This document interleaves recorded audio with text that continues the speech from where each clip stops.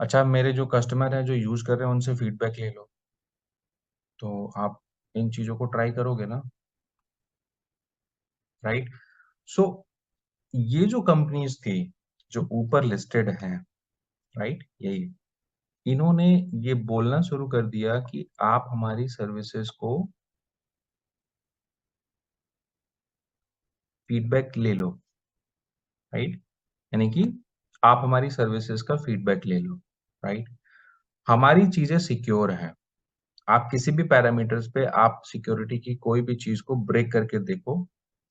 तो इन कंपनीज ने क्या शुरू किया, फ्री में, देखो, ये वाली जो लाइन है ना, ये बड़ी इंपॉर्टेंट है। किसी चीज की आदत तभी लगती है या किसी चीज को पता तभी चलता है जब वो चीज फ्री में आपके पास डिलीवर्ड हो। ओके, जब तक फ्री में कोई चीज आपके पास नहीं आएगी, आप उसको यूज करने वाले नहीं हो। That is the one simple फंडा। ओके, बट जब ये फ्री में चीजें आप तक पहुंचेंगी, राइट, मींस इन्होंने क्या किया, जो क्लाउड टेक्नोलॉजीज कंपनी थी, अब आपको समझ में आ गया ना क्लाउड क्या है। क्लाउड में जो भी चीज इनविजिबल है, कोई भी सर्विस जो टेक्नोलॉजी में इनविजिबल है, एक्सेसिबल है ओवर द इंटरनेट, वो हमारे लिए क्लाउड है। क्लाउड में आपके पास जो चीज डिलीवर्ड होगी वो एज ए सर्विस फॉर्म में होगी, एज ए सर्विस फॉर्म में होगी, यानी कि आप उस सर्विस को क्या कर सकते हो, यूज कर सकते हो, राइट। तो इन्होंने क्या किया क्लाउड कंपनीज ने कि फ्री में चीजें देना शुरू कर दिया। ओके, फ्री में चीजें देना शुरू कर दिया, लोगों ने फ्री में साइन इन किया। जैसे मैंने आपको कल बताया, 1 साल के लिए फ्री में आपको मिलेगा। ओके, 1 साल के लिए आपको फ्री में मिलेगा, 365 दिन आप उसको यूज कर सकते हो। तो आपके पास क्या आया, सबसे पहली नॉइज कल, फ्री है। यही पेड होता तो आप साइन इन करते, आप में से सारे लोग चले जाते। अरे यार, इतना पैसा कहाँ से लाएंगे हर महीने, 20,000 10,000 देने के लिए। क्यों आया, क्यों साइन इन किया, क्यों रजिस्टर्ड किया? क्योंकि कुछ चीजें आपके लर्निंग के लिए फ्री है, मीन्स आपको वो एडिक्शन दे रही है कि आप इसे यूज करो। ठीक वैसे ही जैसे जियो है, अब कमा रहा है ना, अब फ्री में तो नहीं देता वो, बट अब चार्ज करता है। बट पहले उसने कैसे दिया, फ्री में। फ्री में लोगों ने यूज किया, अच्छा लगा, नाउ दे आर पेइंग। तो इसने भी क्या किया, अपनी सर्विसेज को फ्री में देना शुरू किया। फ्री मतलब डिस्काउंटेड देना शुरू किया। लोगों ने, कस्टमर्स ने, क्लाइंट ने, कंपनीज ने, ऑर्गेनाइजेशन ने यूज किया, राइट, उनको अच्छा लगा। सो जब फ्री में चीजें मिली, तो amazon या क्लाउड कंपनियों ने फ्री में अपना इन्वायरमेंट उनको दिया, लेट्स यूज इट।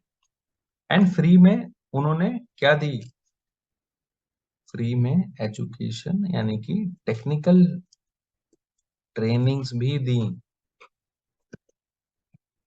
ठीक है, फ्री में कंपनीज ने बोला हमारा क्लाउड आप यूज करो, हम आपको फ्री में सर्विस भी देंगे और फ्री में आपको टेक्निकल ट्रेनिंग्स भी देंगे। यानी कि ये कॉन्सेप्ट क्या है, भाई नया नई चीज है ना, तो मैं उसको यूज करूंगा, तो मुझे उसमें यूज कर कैसे करूंगा यूज। आपको कोई मैं नई चीज दे दूं, फ्री में दे दूं, आपको कुछ समझ में ही नहीं आए उसमें ऑप्शन, आप यूज कर लोगे? मैं आपको ज्ञान भी दूंगा ना कि वो क्या है, टूल कैसे यूज होता है, कैसे उसके पर्पस हैं। तो जब तक, एक तो मेरी कंडीशन क्या हुई, मैं आपको फ्री में दे रहा हूँ और उसको आपको ज्ञान भी दे रहा हूँ कि उसको यूज कैसे करते हैं, how to use it. Okay, how to use it. तो वो सारी चीजें मैं आपको जब तक नहीं दूंगा, आप कोई प्रोडक्ट मेरा यूज नहीं करोगे। ठीक है, तो इन क्लाउड टेक्नोलॉजी कंपनियों ने फ्री में नॉलेज देना शुरू किया, फ्री में रजिस्ट्रेशन दिया, फ्री में ट्रेंड किया, फ्री में बहुत सारी चीजें करना शुरू किया। और उसके बाद इन्होंने कुछ अपनी फैसिलिटीज को गिनाना शुरू किया। यानी कि फ्री में कुछ चीजें इन्होंने दिया और फ्री में कुछ चीजें इन्होंने गिनाना शुरू किया कि भाई, पहले चीज तो ट्रस्ट नहीं था, ट्रस्ट दिया किस बेस पे कि भाई आप हमारा इन्वायरमेंट रिव्यू कर सकते हो, हमारा इन्वायरमेंट ट्रांसपेरेंट है, हमारा इन्वायरमेंट जो है वो बिल्कुल सेफ है। एक सेकेंड।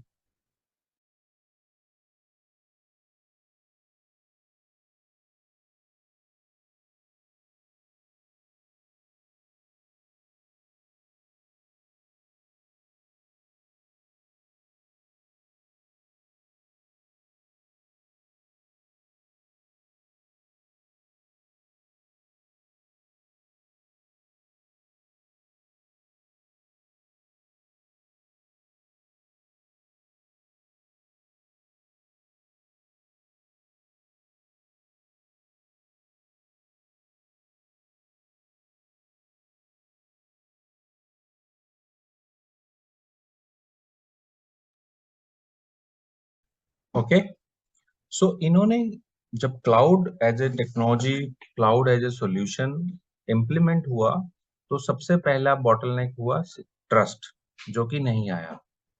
सेकंड सिक्योरिटी, जो कि again it's a trust factor कि भाई मेरा इन्वायरमेंट, मेरी चीजें सिक्योर है या नहीं है। उसके लिए टेक्नोलॉजी पार्टनर्स ने ये बोला you can review my environment, you can take other client feedback, ठीक है। और उसके बाद इन्होंने फ्री में एक्सेस देना शुरू किया इन्वायरमेंट में, जो इन्होंने अपने इन हाउस यानी कि अपने पास जो इन्वायरमेंट बनाया था उसका एक्सेस देना शुरू किया। उसके बाद इन्होंने फ्री में ट्रेनिंग्स दी। अब आपको कोई फ्री में सब कुछ दे, ट्रेनिंग्स दे, एजुकेशंस दे, इन्वायरमेंट का एक्सेस दे, आपको ट्रेंड करे, आपको ट्रस्ट बिल्ड करे, आपकी सिक्योरिटी की चीजें बताए कि भाई आप जो कर रहे हो ये बिल्कुल मेरे इन्वायरमेंट फुल प्रूफ सिक्योर है, ठीक है, तो आपका डेफिनेटली इंटरेस्ट बढ़ेगा, राइट। उसके बाद क्लाउड में बेनिफिट अवेलेबिलिटी, यानी कि सबसे बड़ा जो फैक्टर था या है क्लाउड में, वो ये गिनाया गया कि यहाँ पे चांस ऑफ ब्रेकडाउन मींस आपकी इन्वायरमेंट 100% अवेलेबल रहेगा, यानी कि किसी सर्वर का हार्डवेयर, सीपीयू, रैम, मदरबोर्ड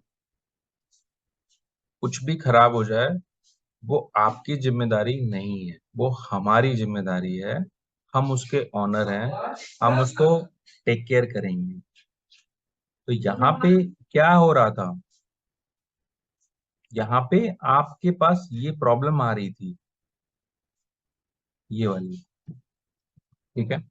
आपको यहाँ पे ये प्रॉब्लम आ रही थी, आपका हार्डवेयर खराब हो रहा था, कभी कुछ हो रहा था, कभी कुछ हो रहा था। ये प्रॉब्लम का सॉल्यूशंस में उसने ये बोला अब आपको घबराने की जरूरत नहीं है, आपका कुछ भी हार्डवेयर खराब हो, we are responsible for it, right, we are responsible for it. So तीसरा नंबर का बेनिफिट, तो यहाँ पे हम क्या बात कर रहे हैं, क्लाउड के अंदर क्या बेनिफिट थे और पहले कितनी प्रॉब्लम्स थी। तो पहला बेनिफिट, ये इन्वायरमेंट सिक्योर है। दूसरा बेनिफिट, ये इन्वायरमेंट 100% आपकी सर्विस की अवेलेबिलिटी देता है, यानी कि इसके पीछे कुछ भी खराब हो जाए, जिम्मेदारी किसकी है, जिसने आपको ये सर्विस ऑफर की है। अब आप कोई रेंटल कार लो, तो आप उसका रेंट दे रहे हो, बट उस कार में कोई इंजन में प्रॉब्लम आए, विल यू बी रिस्पॉन्सिबल और नॉट? नहीं हो गए ना आप रिस्पॉन्सिबल, आप तो उसका रेंट दे रहे हो। अब उसके इंजन में प्रॉब्लम आए, उसके टायर्स में प्रॉब्लम आए, उसके किसी भी कंपोनेंट में प्रॉब्लम आया, इट्स देयर रिस्पॉन्सिबिलिटी। ठीक वैसे ही टेक्नोलॉजी में क्लाउड सर्विसेज देने वाली जो टेक्नोलॉजी कंपनीज थी या सर्विस प्रोवाइडर थे या सर्विस सेल थे, उनकी जिम्मेदारी थी कि उस एनवायरनमेंट में कोई भी प्रॉब्लम आए उसके जिम्मेदार वो लोग, यानी कि उन्होंने ये बोला कि आपकी जो भी चीज हम आपको देंगे, आपको चिंता करने की जरूरत नहीं है कि उसका सीपीयू खराब हुआ, रैम खराब हुआ, मदरबोर्ड खराब हुआ, कुछ भी खराब हो जाए, it it is not your responsibility, वो हमारी रिस्पॉन्सिबिलिटी।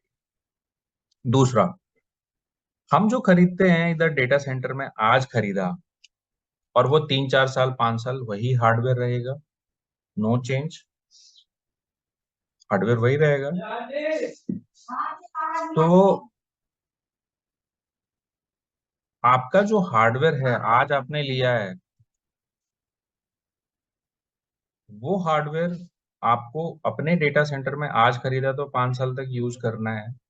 बट जब आप क्लाउड में टेक्नोलॉजी की सर्विसेज यूज करोगे, क्लाउड सर्विसेज यूज करोगे, क्लाउड आईएसपी ने जो आपको सर्विसेज दी है, वो अपना हार्डवेयर टाइम टू टाइम क्या करते हैं, रिफ्रेश या अपडेट। तो यहाँ पे आपको लेटेस्ट चीज मिल रही है।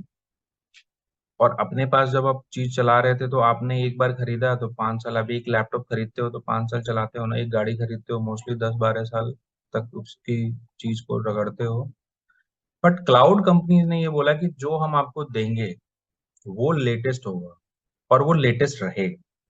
टाइम टू टाइम हम उस हार्डवेयर को अपडेटेड रखें, यानी कि आपको हर बार एक बेटर परफॉर्मेंस वाला इन्वायरमेंट देंगे। कोई पुराना सिस्टम, पुराना हार्डवेयर, पुराना मॉडल, घिसा पिटा सिस्टम नहीं देंगे। तो ये फायदा नंबर 3। फायदा नंबर 4, उन्होंने ये बोला कि हमारा जो इन्वायरमेंट है, आपको कभी भी किसी भी चीज की जरूरत हो, right, anything any point of time, अगर आपको लगे कि आपको कोई चीज की जरूरत है, what you can do, you can increase capacity और डिक्रीज, यानी कि इन्होंने एक फंक्शनैलिटी आपको बताया कि आपका एनवायरनमेंट कभी भी आपको लगे कि ऊपर बढ़ाना है, ज्यादा सीपीयू चाहिए, ज्यादा मेमोरी चाहिए, ज्यादा रैम चाहिए, you can do it at any point of time. अब इसको कंपेयर करो अपने डेटा सेंटर से। सपोज करो सर्वर चल रहा है और मैं आपसे बोलूं कि चलते हुए सर्वर्स में आप 500 टेराबाइट का डिस्क लगा दो या 100 टेराबाइट्स का डिस्क लगा दो या रैम इंक्रीज कर दो या सीपीयू इंक्रीज कर दो, is it possible for you rapidly, right? So it's not very much rapidly, आप बहुत जल्दी नहीं कर सकते हो, क्योंकि आप अपनी अवेलेबिलिटी चेक करोगे कि क्या मेरे पास ये है भी। मेरे को बोल तो दिया कि भैया 1 TB का डिस्क बढ़ा दो, मेरे पास है, रैम बढ़ा दो, मेरे पास है। तो आपके लिए ये आसान नहीं होगा किसी चीज को अपग्रेड करना। आपको मैं बोलूं उसमें से निकाल भी लो तो आपके लिए वो भी आसान नहीं है। बट क्लाउड कंपनीज ने क्या बोला कि आपका इन्वायरमेंट में कभी भी किसी भी इंफ्रास्ट्रक्चर को आपको बढ़ाना हो, घटाना हो, यानी कि स्केल करना हो, स्केल मतलब कम, मतलब अप एंड डाउन, तो बढ़ा सकते हो with in a fraction of second, instantly, without any down time. So that is the beauty of cloud. तो फायदा नंबर 4। अब उसके बाद उन्होंने ये बोला कि हमने यहाँ ऊपर क्या लिखा था, एक प्रोजेक्ट आया, हमने उसको किया और 6 महीने बाद वो बंद हो गया, तो ये पूरा सिस्टम हमारे लिए नो यूज हो गया। तो फायदा नंबर 5 में क्लाउड कंपनीज ने ये बोला कि आपको जो रिसोर्स आप हमसे लोगे और जितना आप यूज करोगे, राइट, मींस आपको कोई भी रिसोर्सेज जितना यूज करना है ऑन डिमांड, यानी कि मुझे ये रिसोर्स 4 दिन के लिए चाहिए, 5 दिन के लिए चाहिए, 1 साल के लिए चाहिए, 2 साल के लिए, 5 साल के लिए, राइट। तो क्लाउड कंपनीज का फायदा नंबर 5 कि उन्होंने आपको ये ऑप्शन दिया कि आपको अपना इन्वायरमेंट कभी भी अप एंड डाउन करना पड़े, किसी टाइम तक ही आपको चाहिए, 1 दिन के लिए, 2 दिन के लिए, 5 दिन के लिए, 10 दिन के लिए, इट्स अवेलेबल। आपको उतना ही पैसा देना है, यानी कि यहाँ पे मॉडल आया, पे एज यू यूज्ड। जितना आपने पे किया है, जितना आपने पे करना है, वो जितना आपने यूज किया। अच्छी बात है ना, हम, मैंने 2 घंटे चलाया, मुझे 2 घंटे का पैसा देना है, मुझे 2 वीक चलाया मैंने दो, तो कौन नहीं इसको लाइक करे। एक चीज आपको चलाना है, आप खरीद कर लाए 5 साल का वारंटी का हार्डवेयर, चला वो 6 महीने, प्रॉब्लम हो गई ना। अब यहाँ पे आपको जितना दिन के लिए चलाना है उतने दिन के लिए आपको यूज करना है, यानी कि आपको कोई ऐसी सर्विस दे, जितने, जैसे कि हम लोग रेंटल कार या ओला में जितना किलोमीटर चलते हैं उतने का पैसा देते हैं, राइट। तो यहाँ पे भी ये फीचर गिनाए गए कि आप यहाँ पे जो भी यूज करोगे यू हैव टू पे only for that, that's it. ठीक है, तो ये जो चार बिगेस्ट बेनिफिट दिखाए गए, बताए गए, एडवर्टाइज किए गए, ट्रेंड किए गए, वो थे security, availability, performance and scalability, right. Means ये चार मेजर बेनिफिट बताए गए कि cloud, if you go for cloud you will get these benefit, और ये बेनिफिट एक्स्ट्रा ऑर्डिनरी थे। तो जो कोई आपको इतनी बेनिफिट दे, फ्री में आपको साइन इन दे, फ्री में आपको ट्रेनिंग दे, आपको सिक्योरिटी को मेंटेन करे, सिक्योरिटी की चीजों को ट्रांसपेरेंट रखे, सिक्योरिटी के सारे स्ट्रॉन्ग पिलर्स आपको बताए, परफॉर्मेंस के बाद, कौन ऐसा नहीं होगा जो इसको ट्राई नहीं करेगा? बिकॉज यहाँ पे तो प्रॉब्लम्स ही प्रॉब्लम्स थी। एक बंदा जो पहले से ही प्रॉब्लम्स में जी रहा है बेचारे कितने सालों से, उसको कोई इतने बेनिफिट बता दे तो बेचारा वो खुशी से उछल जाएगा ना। ठीक वैसे ही हुआ। इतनी छाप छोड़ने के बाद कौन नहीं चाहेगा कि मैं इस लग्जरी चीज को यूज करूं जिसमें मुझे कम से कम पैसा खर्च करना पड़ रहा है। यानी कि यहाँ पे सिर्फ उसने बेनिफिट ही नहीं बताया, यहाँ पे सबसे बड़ा रेवोल्यूशनरी फैक्टर उसने ये बताया कि भैया आपका बिजनेस ग्रोथ बहुत सॉलिड है होगा।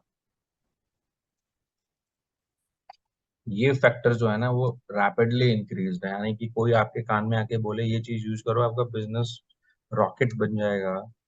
नहीं विश्वास तो किसी और से पूछ लो, फीडबैक ले लो, विल यू से नो? नहीं बोल पाओगे, you have to say yes. So इस यस को कन्वर्ट करने में ISPs, technology partner, cloud solution services को टाइम लगा, और उन्होंने धीरे धीरे धीरे धीरे ये चीजें शुरू करना शुरू कर दी, और दूसरों को देख के इंडिया है। तो धीरे धीरे इन सारी चीजों को देख के मैंने देखा, मैंने किसी को बताया, उसने देखा, उसने बताया, देखा, ऑब्जर्व किया, अरे भाई तुम अच्छा कर रहे हो, मैं मेरा बहुत प्रॉब्लम है, उसने बोल रहा है मैं क्लाउड यूज करता हूँ इसलिए मेरी सारी चीजें बेस्ट है, मेरा बिजनेस भी सही चल रहा है, राइट। सो इन सारी चीजों की वजह से सबसे पहले रिवोल्यूशनरी फैक्टर क्या हुआ कि डेटा सेंटर्स, जो जिसका मतलब ये है कि आप अपने घर में कोई चीज बना रहे हो, चला रहे हो, उसको बंद करके आपने वो चीज बाहर से लेना शुरू कर दी, that is the cloud, right. That is the cloud. So cloud की सर्विसेज पॉपुलर हो गई बिकॉज यहाँ पे डेटा सेंटर्स की सर्विसेज क्या हो गई? Down, slow down. Means data centres की चीजें कम होनी शुरू हो गई, और इन चीजों को यहाँ से क्लाउड में मूव होना शुरू हो गया, कर दिया। यानी कि डेटा सेंटर्स के नंबर धीरे धीरे कम हुए, क्लाउड की सर्विस धीरे धीरे अप हुई, और then the biggest benefit is कि कस्टमर्स यहाँ से क्लाउड में मूव होने लगे, बिकॉज यहाँ पे तो उनको रेड जोन दिख रहा है ना, प्रॉब्लम ही प्रॉब्लम, राइट। इस वजह से most of the organisations, right, so cloud की जो सर्विसेज थी वो इसलिए पॉपुलर हो गई, और जो चीज पॉपुलर हो जाएगी अगेन डिमांड एंड सप्लाई वाला फैक्टर बनेगा, स्किल वाला फैक्टर बनेगा। भाई डिमांड है तो सप्लाई देनी है, सप्लाई देनी है तो वैसे स्किल सेट के लोग देने हैं, वैसे स्किल सेट के इंजीनियर देने हैं, वैसे स्किल सेट के पर्सन हमें एलोकेट करनी है जो उस एनवायरनमेंट को मैनेज करेंगे, तो अपॉर्चुनिटी एंड जॉब भी क्रिएट हुई। आसान नहीं था ये मैनेज करना।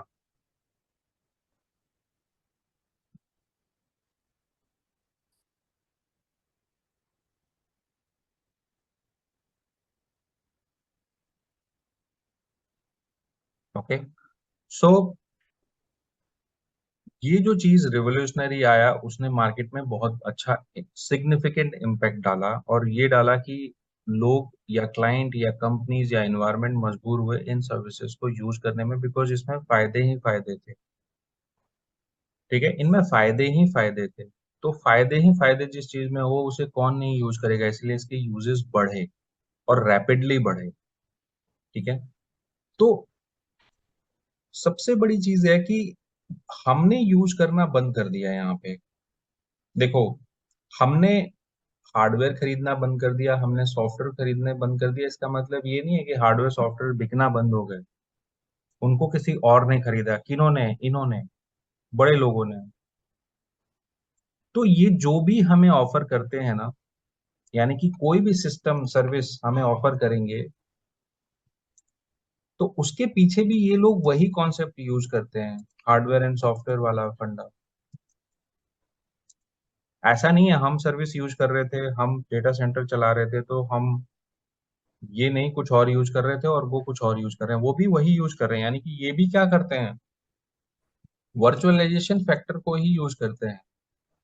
यानी कि एक मशीन पे, एक हार्डवेयर पे एक सॉफ्टवेयर डाल के उस सॉफ्टवेयर को शेयर कर देते हैं आपके साथ, that is the virtualisation.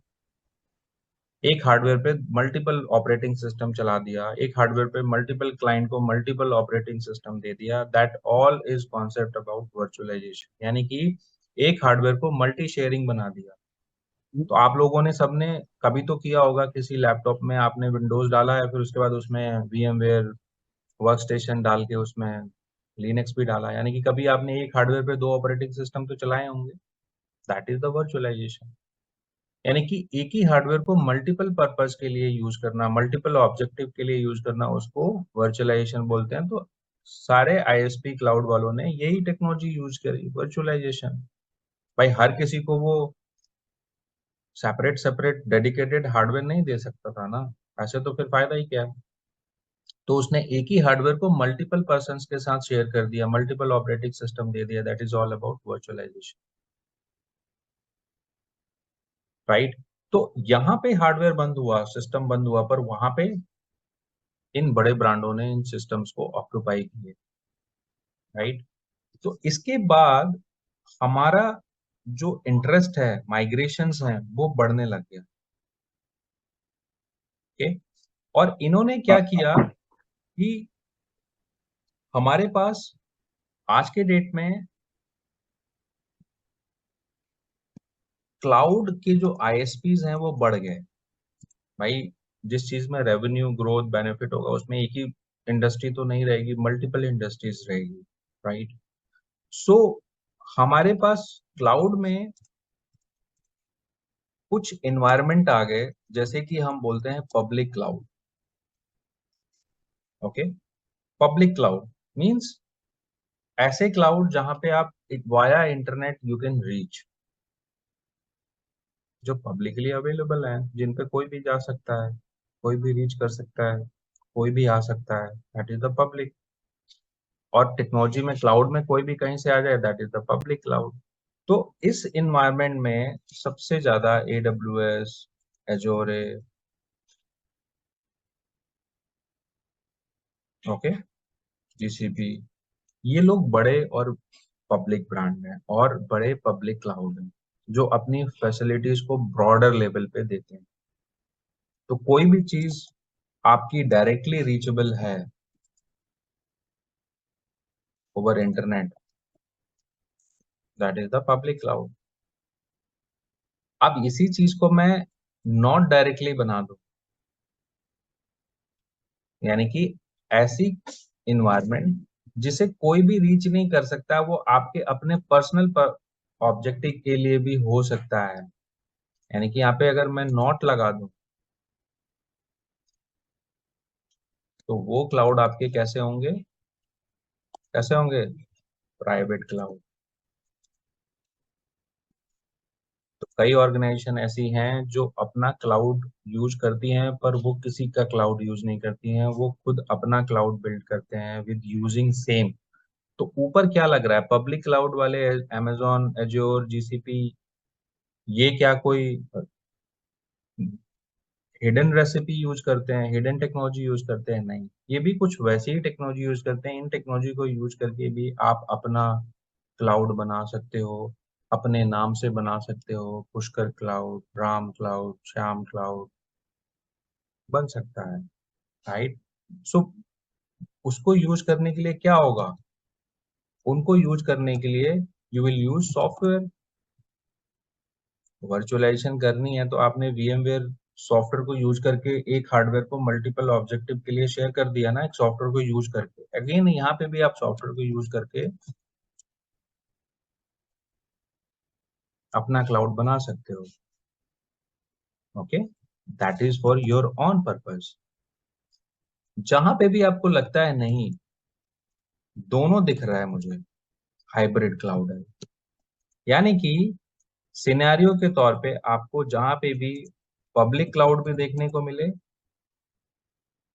And private cloud भी देखने को मिले, बोथ, वो आपके लिए कैसा हो जाएगा, mix, that means hybrid cloud. कैसा दिखेगा ये?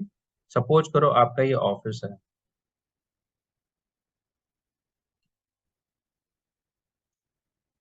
और ये आपका Amazon है,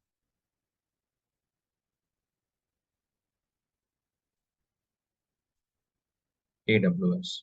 ठीक है, मैं इसको AWS लिखता हूँ, Amazon वेब सर्विसेज। ये क्या कर रहा है? आपको अपनी सर्विसेज दे रहा है। कहाँ, किस कंपनी की? Amazon की। किस पे? वेब पे। राइट, तो हम पढ़ क्या रहे हैं, कोई भी सर्विसेज जो इंटरनेट से रीचेबल है, तो कहाँ से एक्सेस करते हैं? इंटरनेट से। कहाँ से? ब्राउजर से। वो क्या है? वेब। कौन दे रहा है? Amazon। ठीक वही कॉन्सेप्ट क्लाउड है। तो यहाँ पे ऑफिस में आपका एक, सपोज करो कि डेटा सेंटर है, ये डीसी है और ये AWS है। अब ये डीसी और आप यूजर हो, ठीक है, आप यूजर हो। अब आप यहां से AWS में भी रीच कर पा रहे हो और ऑफिस से भी AWS की रीचेबिलिटी है। यानी कि आपको यहां से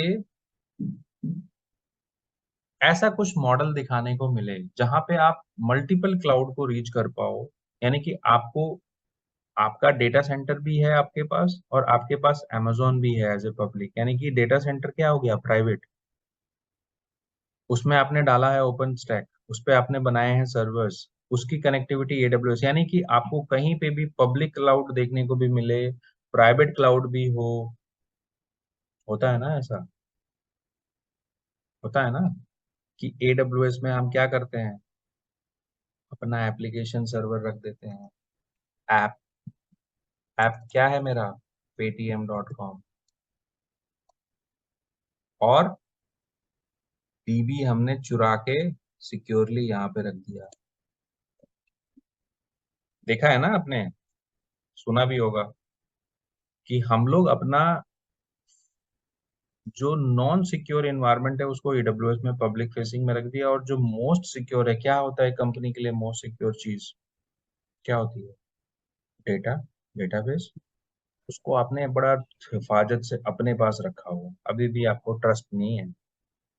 ऐसा एनवायरनमेंट अगर आपको देखने को मिले जहाँ पे दोनों एनवायरनमेंट यूज हो रहे हो, वो एनवायरनमेंट आपके लिए क्या है? हाइब्रिड एनवायरनमेंट है।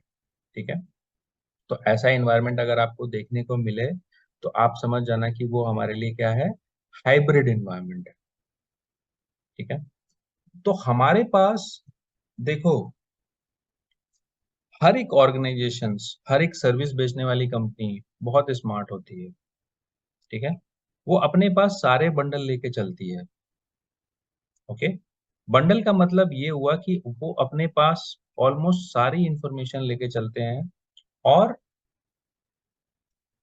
वो हर तरह की सर्विस को ऑफर करते हैं।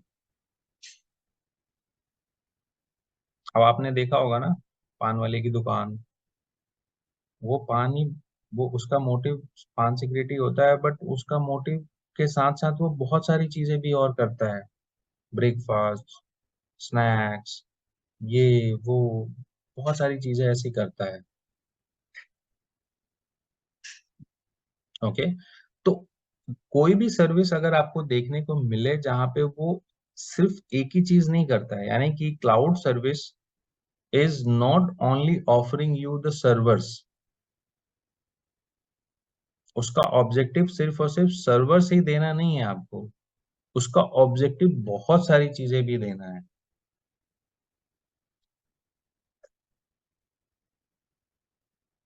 Getting my point? जैसे चाय वाला चाय बेचता है ना, तो चाय के साथ बहुत सारी चीजें बेचता है, उसको पता है कि जो चाय लेगा वो ये भी लेगा। ठीक वैसे ही क्लाउड सर्विसेज में सिर्फ एक चीज नहीं होती है, उसके अंदर बहुत सारी चीजें होती हैं, बहुत सारी सर्विसेज होती हैं। ठीक वैसे ही चाय वाले को कंपेयर कर लो, वो कितने आइटम्स रखता है, बिकॉज उसके मोटिव क्या होते हैं, जो ये लेने आएगा वो ये भी लेगा, जो ये लेने आएगा वो भूखा भी होगा तो ब्रेकफास्ट भी करेगा। वैसे ही क्लाउड सर्विस में जो सर्वर लेने जाता है, उसका मोटिव ये होता है कि सर्वर ले रहा हूँ, अच्छा ठीक है, स्टोरेज भी चाहिए, स्टोरेज ले रहा हूँ ठीक है, ट्रैफिक मैनेजमेंट भी करना है, ट्रैफिक मैनेजमेंट कर रहा है ठीक है, नोटिफिकेशन भी भेजना है, नोटिफिकेशन ठीक है, राइट। सो क्लाउड सर्विस वाला सिर्फ एक ही पैकेज को नहीं सेल करता, यानी एक ही पैकेज नहीं, उसके पास मल्टीपल पैकेजेस होते हैं। तो उसके पास अपने सर्विस मॉडल भी होते हैं। सो कुछ सर्विस मॉडल में जैसे कि आपको वो क्या देता है, इंफ्रास्ट्रक्चर, ओके, यानी कि आपको इंफ्रास्ट्रक्चर देता है। यानी कि आपने बोला मुझे सर्वर्स चाहिए, राइट। तो सर्वर क्या है, सर्वर किसी हार्डवेयर पे चलेगा, ओके, सर्वर किसी हार्डवेयर पे चलेगा। तो आपको वो इंफ्रास्ट्रक्चर एज ए सर्विसेज है, जिसमें आप अपने इंफ्रास्ट्रक्चर में जो सर्वर्स है, जो स्टोरेज है, जो नेटवर्किंग है, वो कौन मैनेज कर रहा है, वेंडर। यानी कि जो आपको इंफ्रास्ट्रक्चर दे रहा है, वही उस इंफ्रास्ट्रक्चर का रख रखाव कर रहा है, मेंटेनेंस कर रहा है, ठीक है। तो वो मेंटेनेंस जो कर रहा है वो उसका रिस्पॉन्सिबिलिटी है। बाकी की चीजें आप डिसाइड करते हो कि कौन सा ओएस होगा, क्या डेटा रहेगा, ये आपकी कॉल है, ठीक है। तो जो भी चीज आपको इंफ्रास्ट्रक्चर एज ए सर्विसेज मिलती है amazon में, जैसे कि आप सर्वर्स की डिमांड करोगे, सर्वर्स क्रिएट करोगे, मशीन्स बनाओगे, वो सारी as a infrastructure as a services. जहां पे आपको लगता है कि पूरा एनवायरनमेंट कौन मैनेज कर रहा है, वेंडर। यानी कि एक पूरी सर्विस आपको मिल जाए, ठीक है। आप एप्लीकेशन आप मैनेज करोगे, डेटा आप मैनेज कर रहे हो, बाकी की जितनी भी सर्विसेज हैं वो कौन मैनेज कर रहा है, एक इन्वायरमेंट मैंने आपको दे दिया, उसका एप्लीकेशन आप मैनेज कर रहे हो, उसमें डेटा क्या होगा आप मैनेज कर रहे हो, बाकी की सारी जिम्मेदारी, उसका सर्वर, उसकी स्टोरेज, उसकी नेटवर्किंग, उसका ओएस, एवरीथिंग कौन मैनेज कर रहा है, the person who giving this services. वो सर्विसेज आपके लिए क्या होंगी, प्लेटफॉर्म एज ए सर्विसेज होंगी, और जिसमें पूरी जिम्मेदारी उसकी है, जिसने आपको सर्विस दी है, एंड टू एंड 100%, वो क्या कहलाएगी, सॉफ्टवेयर एज ए सर्विसेज। सो आपको क्लाउड में ये तीनों मॉडल्स देखने को मिलेंगे, जिसमें कुछ चीजें में आपकी जिम्मेदारी होगी और उसकी होगी, कुछ चीजों में 80% आपकी जिम्मेदारी नहीं होगी, 20% ही होगी, वो चीजें भी देखने को मिलेंगी। और कुछ चीजें आपको ऐसी भी देखने को मिलेंगी जिसमें 100% आपकी जिम्मेदारी नहीं होगी, it will be managed by the person who giving this services to you। तो ये सर्विस मॉडल है। क्लाउड में आपको तीनों सर्विस मॉडल देखने को मिलेगा, जिसमें आप इंफ्रास्ट्रक्चर एज ए सर्विस भी देखोगे, प्लेटफॉर्म एज ए सर्विसेज भी देखोगे, और सॉफ्टवेयर एज ए सर्विसेज भी देखोगे। इंफ्रास्ट्रक्चर एज ए सर्विसेज क्या होंगी वो हम पढ़ेंगे, amazon में क्लाउड में कौन कौन सी हैं, प्लेटफॉर्म एज ए सर्विसेज पढ़ेंगे, सॉफ्टवेयर एज ए सर्विसेज पढ़ेंगे। बट अल्टीमेटली बोलने का मतलब ये हुआ कि ये तीनों मॉडल्स आपको दिखेंगे, यानी कि सिर्फ आपको एक ही चीज नहीं मिलने वाली है, ये तीनों टाइप के सर्विस मॉडल आपको क्लाउड में मिलने वाले हैं, okay. So this is very important कि आपको कोई चीज जब आप यूज करने जा रहे हो, it have multiple things available. आप एक चीज करने गए, you need another that is available. ठीक वैसे ही जैसे मॉल में हम जाते हैं ना, so we go for a purpose to buy shoes, but we buys many items because that mall have all the service model, right, all the service shops. So ठीक वैसे ही क्लाउड में भी सारे सर्विस मॉडल हैं, सब कुछ available है। आपका पर्पज एक होगा but you can use many of services, right. So ये जो ब्रांड है, ये जो आईएसपी ब्रांड है, ओके, वो ब्रांड जो है वो, देखो, हम कोई भी चीज यूज करते हैं ना जब क्लाउड में, तो हम उसकी पॉपुलैरिटी से बड़े इन्फ्लुएंस होते हैं। अब आपको कोई सुरेश क्लाउड मिल जाए तो आप उसे यूज कर लोगे, भले कितना भी सस्ता दे। महेश क्लाउड कितना भी सस्ता दे, यूज करोगे आप उसे, because you are not familiar about it. आपको उसकी ब्रांडिंग नहीं पता, उसकी ट्रस्ट फैक्टर नहीं पता, उसकी पॉपुलैरिटी नहीं पता। यानी कि हम लोगों ने, कल किसी ने क्वेश्चन पूछा था, why we have chosen AWS only. सिर्फ एडब्ल्यूएस अपने दिमाग में ही लेके क्यों आए? Why? Because it is most popular, it is the one who leaders from so many years. और जो चीज जो सबसे ज्यादा जो पॉपुलर होती है, उसमें सबसे ज्यादा फीडबैक होता है, सबसे ज्यादा ट्रस्ट होता है, सबसे ज्यादा, right. So Amazon as a service of cloud provider in the technology is the leader in the market because ये वर्ल्ड वाइड ग्लोबली बहुत स्प्रेड है। यानी कि AWS as a global reputation इसकी बहुत हाई है। So AWS being not only in India, India तो बहुत बाद में आया, थ्रू आउट द वर्ल्ड। यानी कि 2015 16 में तो इसने इंडिया में अपनी जगह बनाई है। यानी इंडिया में इसने एंट्री की है, अपनी फिजिकल अपीयरेंस। इससे पहले तो ये ग्लोबल था। यानी कि AWS is the global identities, right. So AWS जैसे ब्रांड जो है वो ग्लोबल है, यानी कि इनकी प्रेजेंस जो है ना वो बहुत पूरी दुनिया में है। अब एक गाड़ी खरीदो और उसका सर्विस सेंटर सिर्फ एक सिटी में हो, आप रहते लखनऊ में हो, सर्विस सेंटर दिल्ली में हो, आप ऐसी चीज को प्रेफर करोगे? नहीं, आप ऐसी चीज को प्रेफर करोगे जिसकी सर्विस सेंटर हर जगह हो, right. So Amazon as a provider of cloud, it's available throughout the world, तभी ये पॉपुलर है, तभी इसके सबसे ज्यादा कस्टमर हैं।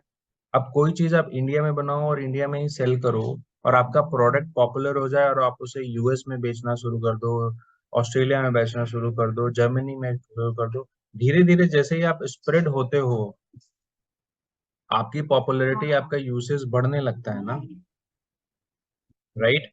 सो ठीक वैसे ही AWS as a cloud service provider, it's popularity has been increase to world wide.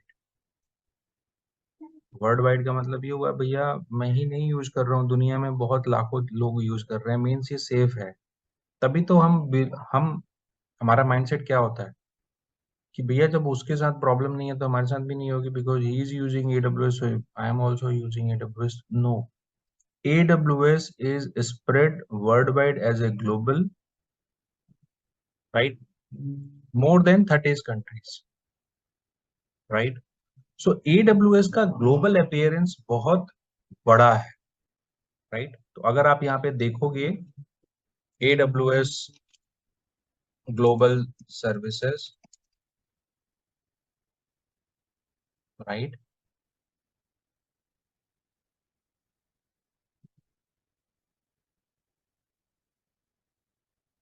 Okay.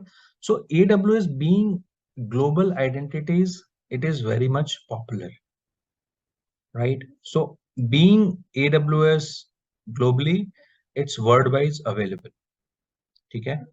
सो अगर आपको मैं ये दिखाऊं कि इसमें जो ग्लोबली इसका अपेयरेंस है वो कितना बड़ा है, तो इसका अपेयरेंस बहुत बड़ा है, राइट।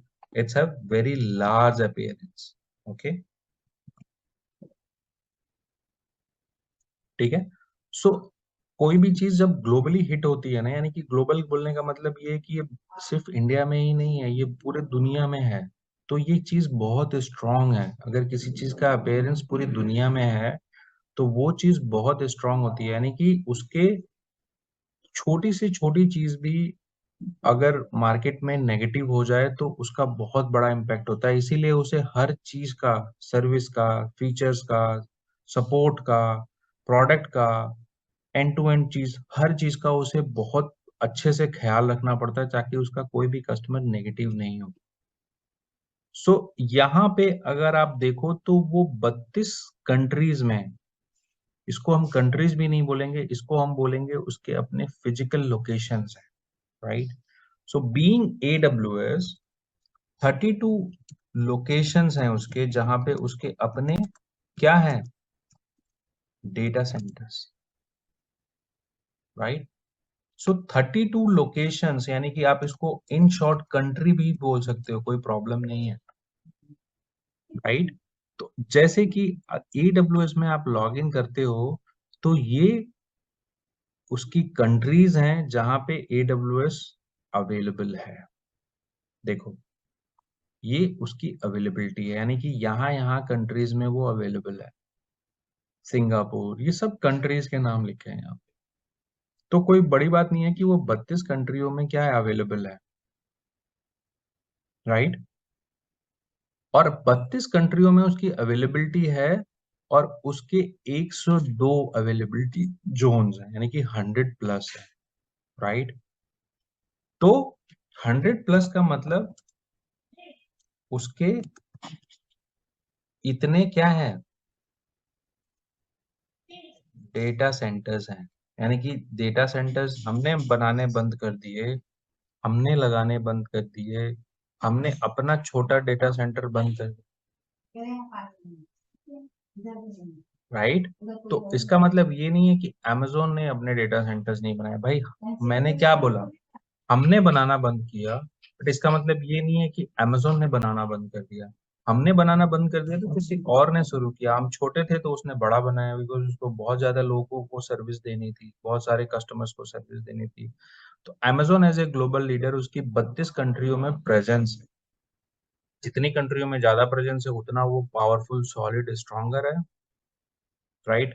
100 से ज्यादा उसके अपने फिजिकल डेटा सेंटर्स हैं। तो जो कंट्रीज होती है ना, हम उसको बोलते हैं रीजन्स, रीजन। तो हम कंट्री का नाम नहीं लेंगे जब एडब्ल्यूएस सीखेंगे या एडब्ल्यूएस करेंगे या एडब्ल्यूएस को पढ़ेंगे या labs, theory, whatever it is, हम कंट्रीज नहीं बोलेंगे, हम उनको बोलेंगे रीजन। ये रीजन, वो रीजन, रीजन के नाम से बोलेंगे हम। और जितने भी डेटा सेंटर्स हैं उनको हम डेटा सेंटर्स नहीं बोलेंगे, हम उनको बोलेंगे एजेस, अवेलेबिलिटी जोन्स, ठीक है। इसके बावजूद भी अमेजोन ने अपने छोटे छोटे एज लोकेशन बना रखे हैं। जैसे होता है ना मेन शोरूम और एक छोटा शोरूम, जहाँ पे मेन शोरूम में सभी गाड़ियां हैं और एक छोटा शोरूम जिसमें एक छोटी बस एक टाइप की सर्विस है, पार्ट्स रखे हैं, सर्विस रखी है। तो उसको बोलते हैं हम लोग एज लोकेशन, राइट। तो ये मेन शोरूम जिसमें सब कुछ है और एक छोटा ब्रांच जिसमें कुछ लिमिटेड चीजें, उसे हम बोलते हैं ब्रांच या कुछ भी। यहाँ पे हम वो बोलेंगे एज लोकेशन, जो छोटे छोटे सर्विस, छोटे छोटे डेटा सेंटर, छोटे छोटे सर्विसेज अलग अलग फिजिकल लोकेशंस पे बनाएंगे। वो 400 से ज्यादा है। इन नंबर से आपको कोई फर्क नहीं पड़ना चाहिए, बट आपको ये समझ लो कि एक लोकेशंस मतलब एक कंट्री, मतलब वो अमेजोन में टेक्निकली हम उसको रीजन बोलेंगे, ओके। जो हमारे पास डेटा सेंटर है उनको हम बोलेंगे अवेलेबिलिटी जोन। और जो उसके बाद बचे हुए छोटे छोटे लोकेशन जहाँ पे छोटी छोटी सर्विसेज अमेजोन ने डिप्लॉय की है, वो हमारे लिए कहलाएंगे एज लोकेशंस, ठीक है। तो नटशल में, जैसे हर एक रीजन्स में उसकी एक ही जगह अवेलेबिलिटी नहीं है, उसकी मल्टीपल अवेलेबिलिटी जोन है, यानी कि एक रीजन्स में उसके पास मल्टीपल डेटा सेंटर्स। एग्जाम्पल के तौर पे अगर इंडिया है तो इंडिया में उसके 2 जगह डेटा सेंटर्स हैं, और वो डेटा सेंटर छोटे मोटे नहीं है।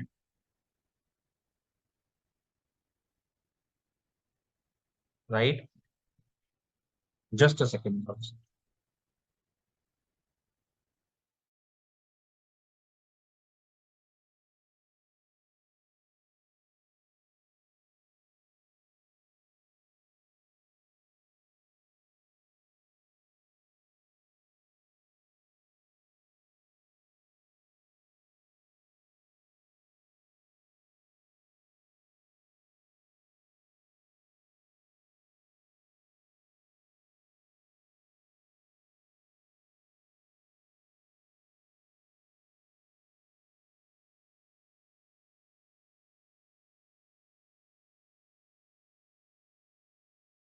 ओके, सो इंडिया में Amazon अवेलेबल है। 2016 में उसने एंट्री करी, राइट।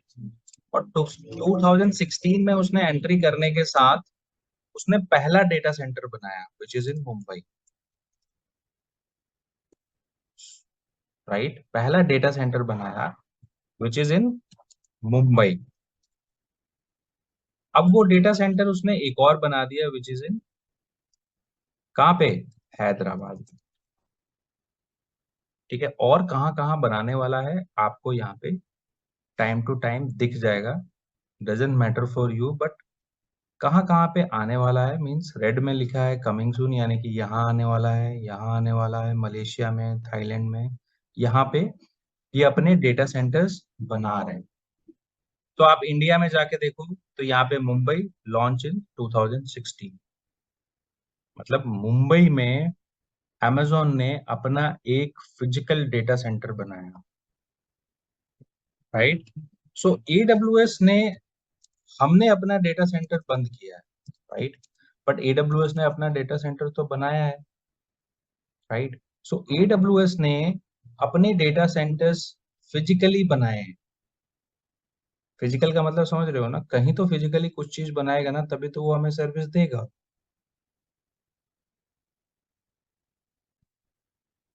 तो अमेजोन ने कुछ डेटा सेंटर्स ऐसे बनाए जो आपको ये फोटोज में दिख रहे हैं, ये डेटा सेंटर्स हैं। और देखने में जैसा आपको दिख रहा है, इससे 1000 गुना बड़ा, 1000 गुना बड़ा, जिसमें नंबर्स हार्डवेयर हैं। ठीक है, तो ऐसे पिक्स जो मैंने आपको यहाँ पे दिखाए हैं, इससे 1000 गुने बड़े डेटा सेंटर्स बनाए हैं अमेजोन ने। पहले मुंबई में बनाया, और मुंबई में उसने 3 फिजिकल लोकेशंस में बनाया, राइट। तो Mumbai is the region in India. And ये जो पिक्चर है ना, अगर मैं ऐसे 3 पिक्चर पेस्ट कर दूं तो वो 3 फिजिकल डेटा सेंटर्स हैं विद इन द मुंबई। तो उसने तीनों को नाम दिया है क्या, नाम दिया है, यानी कि 3 अगर उसने डेटा सेंटर्स बनाए हैं तो तीनों डेटा सेंटर्स को उसने नाम दिया है क्या, AP south 1 A, AP south 1 B, AP south 1 C. अब इसका क्या मतलब हुआ कि ये जो 3 नाम है मैंने यहाँ पे जो लिखे हैं, राइट, ये तीनों नाम जो हैं, ये तीनों एक तरह से ये फिजिकल डेटा सेंटर्स मुंबई में 3 अलग अलग जगह पे बने हैं, राइट। और इनकी नेमिंग है, हर किसी डेटा सेंटर को उसका नाम दिया गया है। तो इस नाम से आपको समझ में आ रहा होगा, एपी मतलब एशिया पैसिफिक साउथ रीजन, 1 ए मतलब पहला डेटा सेंटर, 1 बी मतलब दूसरा डेटा सेंटर, 1 सी मतलब तीसरा डेटा सेंटर। इसने 3 क्यों बनाए हैं,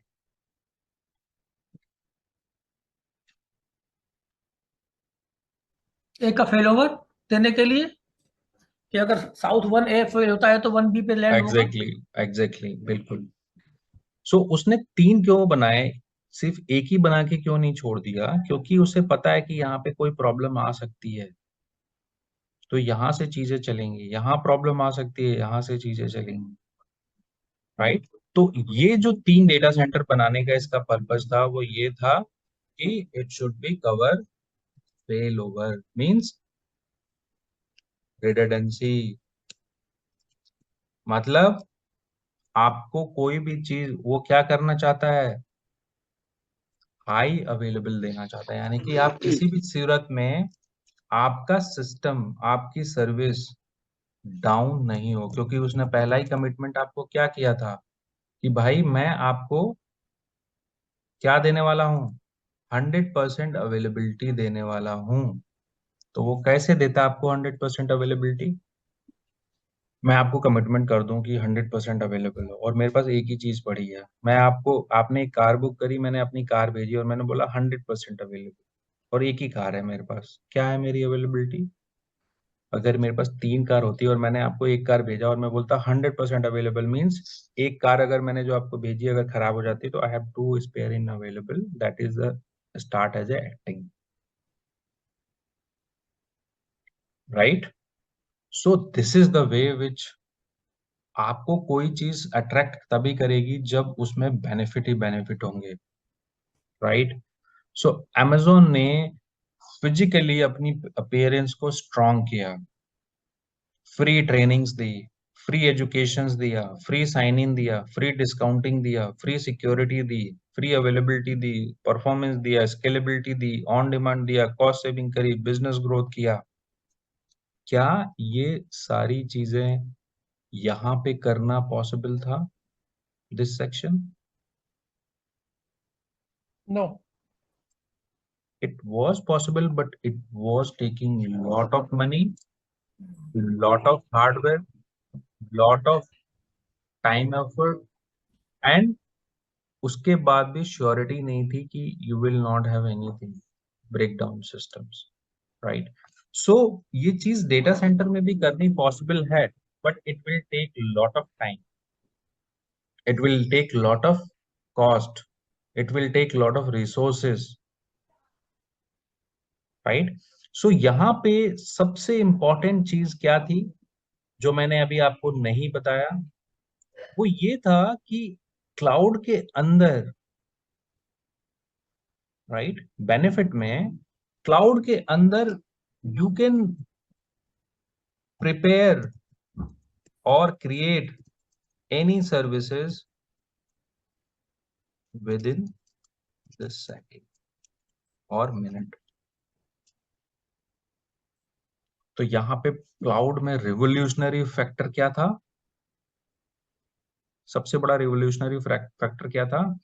जो चीज करने में आपको 2 घंटे, 3 घंटे, 4 घंटे, 1 घंटे, अगर मैं आपको बोलूं कि एक एप्लीकेशन बनाना है, आप पहले हार्डवेयर सेलेक्ट करोगे, फिर उसमें ऑपरेटिंग सिस्टम डालोगे, फिर इसमें सॉफ्टवेयर डालोगे, फिर ये डालोगे, फिर वो डालोगे, it will take lot of time, but same task can be done within the fraction of second और minute.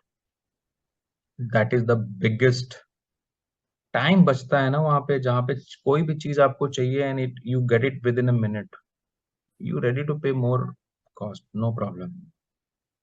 Metro is one of the biggest example, doesn't matter कल मेट्रो अगर अपना किराया बढ़ा दे, will people will not travel in the into the metro? Obviously they will travel because they have lot of advantages ना। Disadvantage क्या है? So going with on car, traffic में फंसोगे, खुद की कार चलाओगे, you will be licensing, you can not do other things, you will be only focus to driving, petrol, diesel, capex, parking and all this thing, good to go in the Ola and Metro, na? You will save. So that is the revolutionary factor of the Right. cloud, which is giving to you lot many benefit in terms of your business growth. So सबसे बड़ा मोटो आपको यहाँ पे क्या achieve हो रहा है? सबसे बड़ा मोटो अचीव हो रहा है, you are ready to go for business growth. पहले 100 रुपया कमा रहे थे, using this service you jump to 500, तो ठीक है ना, पहले 50 रुपए खर्च कर रहे थे तो 100 रुपए खर्च कर सकते हैं ना, क्योंकि हम 100 से 500 हो रहे हैं, राइट? तो यहाँ पे आपको बेनिफिट ही बेनिफिट है, यू सबसे बड़ा बेनिफिट है ये, इससे बड़ा बेनिफिट कोई भी नहीं है। आपको जो चाहिए with in the lesser time of environment, lesser time of seconds, lesser time of amount, you will get the things in your hand। जिस चीज को करने में आपको 5 घंटे लग रहे हैं, you get it within a minute, तो भैया आप डेफिनेटली लाइक करोगे उसको। बाकी के फीचर्स तो अपने अपने स्ट्रॉन्ग पॉइंट है। So AWS, why AWS का क्वेश्चन का आंसर दूं? Yes, AWS has so many customers comparatively in the market leaders. AWS is giving you best support, enterprise support, professional support. AWS give you better discounting. If you go for a good agreement with AWS, AWS give you TAM, technical account manager, solution architect for your dedicated account to review your environment so that you are going on right direction, you are doing well. So AWS में एक concept है which is called AWS well design architect.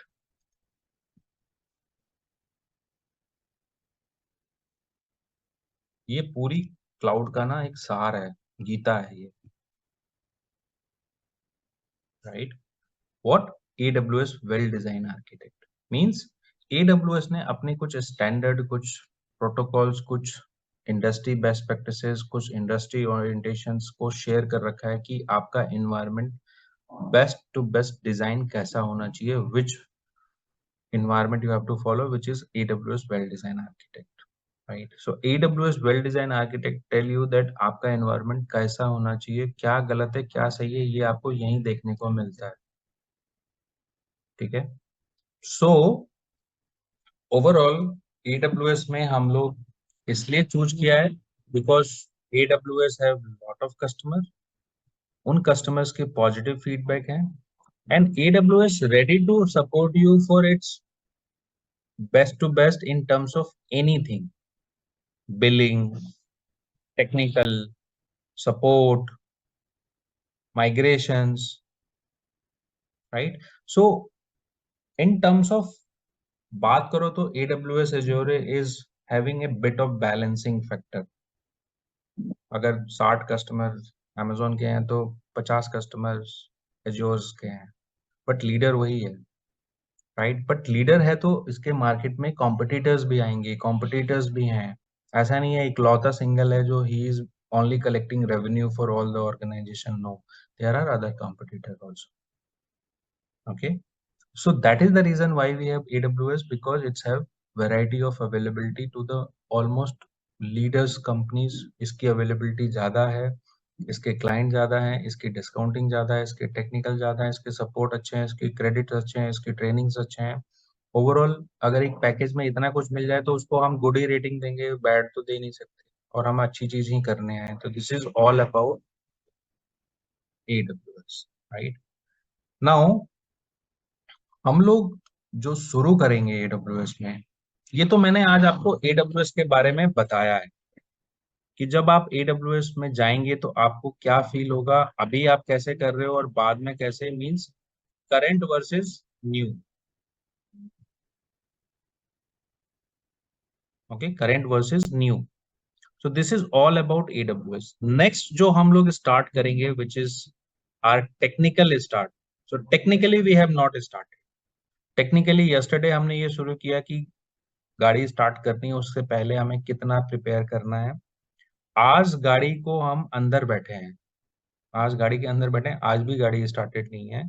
आज भी हमने गाड़ी के features के बारे में बात किया है कि भैया इस गाड़ी में क्या फीचर्स है, जहां पे हमें जाना है क्या यही गाड़ी लेके जाएगी. तो नेक्स्ट सेशन जो हमारा होगा, that will be the technical start, and we will start with network. Network ही क्यों? क्योंकि नेटवर्क जब तक हमारी कोई भी चीज ट्रांसपोर्ट या कोई भी चीज जब तक हमारी नहीं चलेगी, जब तक कि हमारा रोड ट्रांसपोर्ट रेडी नहीं.